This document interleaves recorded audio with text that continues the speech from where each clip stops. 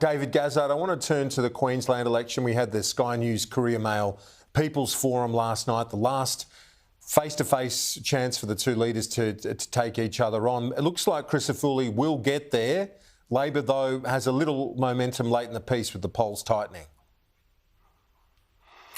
Yeah, I think that was probably always going to happen, and it was probably David Crisafulli's worst nightmare, in a way, to be so far out in front in the polls, because you had that sort of feeling among voters that it was a foregone conclusion, so they could register a vote for their local member that they liked, rather than it being a tight race. So you can expect David Crisafulli in the dying days of this campaign to say, hey, this is not done and dusted. If you want to change a government, don't be persuaded to do anything other than vote coalition. So, these things normally tighten up.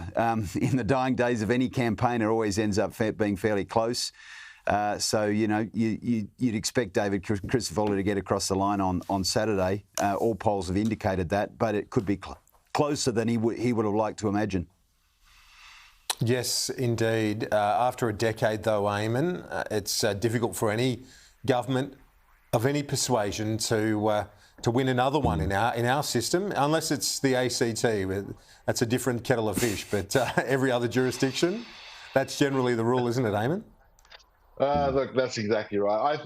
In Queensland, I was there on Anna Blight's campaign in 2009, where she did hold on, obviously, and became Australia's first popularly elected female premier. And then, of course, I was there in that awful result in 2012, and I think we saw a huge swing there, and then we saw that flip around so quickly again within just 3 years. Campbell Newman losing to Anastasia Palaszczuk. There are some ongoing themes in this campaign. There's no doubt about it. Obviously, cost of living is huge. Stephen Miles has done everything he can to try and show his credentials there. There's obviously still this sort of perception around community safety.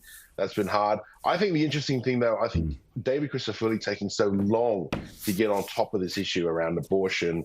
What does he support? Where does he sit? I mean, that's really allowed his opponents to sort of do some of the serious undermining, especially in that southeast corner.